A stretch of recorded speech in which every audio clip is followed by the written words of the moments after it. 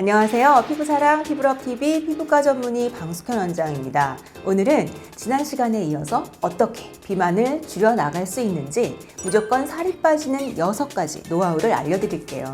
그리고 노화를 늦추는 식단에 대해서도 같이 알아보시죠.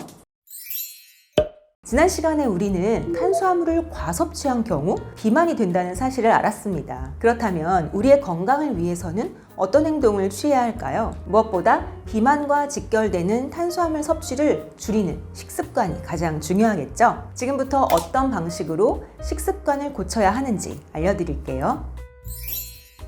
첫 번째, 하루 3끼 식사 배분은 아침, 점심, 저녁을 30대, 50대, 20으로 하는 게 이상적입니다. 낮 시간에는 탄수화물을 섭취해도 우리가 활동을 하기 때문에 살찔 위험성이 적겠죠. 하지만 저녁에 탄수화물을 많이 섭취하는 것은 비만으로 가는 지름길임을 잊어서는 안 됩니다. 식사할 때 먹는 순서만 바꿔도 혈당을 낮출 수 있습니다. 가장 좋은 순서는 식이섬유를 함유한 채소를 먼저 먹고 그 후에 단백질, 마지막으로 탄수화물. 이 순서가 가장 좋습니다. 밥과 같은 당질은 맨 마지막에 먹어야 합니다.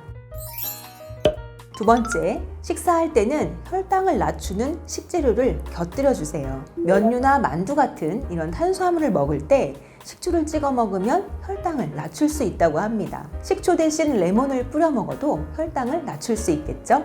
당근도 알파리포산이 함유되어 있어서 혈당치를 낮추고 날씬한 몸매를 만드는 데 도움이 된다고 하는데요. 알파리포산 어디서 들어본 것 같지 않으세요? 바로 이너세라피 중 신데렐라 주사가 알파리포산 성분이었죠. 탄수화물은 지질과 함께 섭취해도 혈당치가 오르지 않습니다. 예를 들면 우리가 파스타를 먹을 때 올리브 오일을 넣어서 먹으면 효과를 볼 수 있다는 거죠.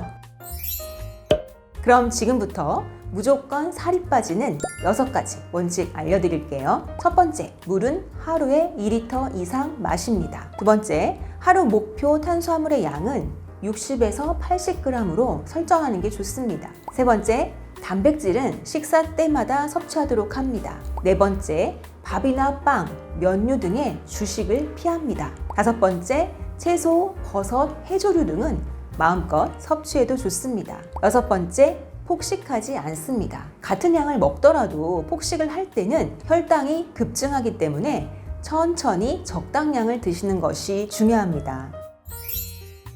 노화를 늦출 수 있는 식단에 대해서도 말씀드릴게요. 마늘은 알리신이 많이 함유되어 있는데 높은 항산화 작용을 하고 세포의 노화를 막게 됩니다. 피로해소와 몸속의 나쁜 균, 바이러스 등을 격퇴하고 동맥경화 예방과 혈액을 맑게 해주는 효과가 있습니다. 버섯류는 칼륨이 많고 나트륨이 적어서 고혈압 환자에게 좋다고 하는데요. 시금치는 비타민 A, C, E 이런 여러 가지 비타민과 철분이 풍부합니다. 비타민 A는 점막을 지켜주고 뼈나 피부, 눈의 건강을 유지하게 합니다.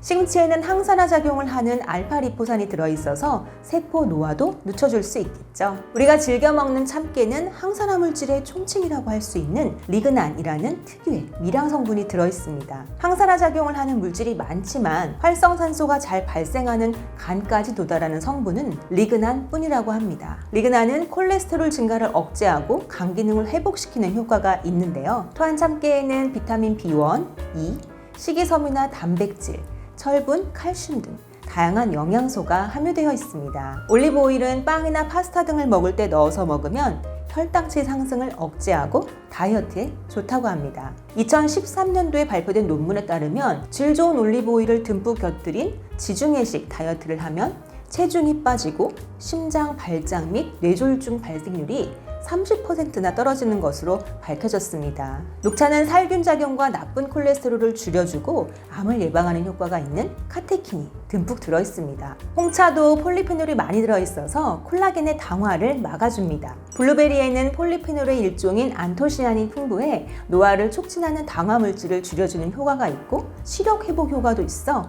컴퓨터나 스마트폰을 장시간 이용해 눈이 자주 피곤한 사람들이 자주 먹으면 좋습니다. 마지막으로 와인에 대한 얘기도 해드릴게요. 와인은 물론 과음은 좋지 않겠죠? 하지만 하루에 한두 잔은 괜찮다고 알려져 있는데요. 레드 와인은 항산화 능력이 뛰어난 폴리페놀이 많이 들어있기 때문입니다. 레스베라트롤, 케르세틴, 카테킨 등의 폴리페놀은 동맥경화와 암, 치매 예방 효과가 있고 당화 물질도 억제합니다. 화이트와인은 나쁜균을 제거해서 장내 환경을 관리하는 주석산, 사과산 등의 유기산을 많이 함유해서 대장암을 예방하기도 합니다. 오늘 드린 여러 가지 정보가 유익하셨나요? 건강한 식습관으로 건강한 다이어트를 원하는 분들에게 좋은 정보가 되었기를 바랍니다. 피부사랑 피부럽TV 피부과 전문의 방숙현 원장이었습니다.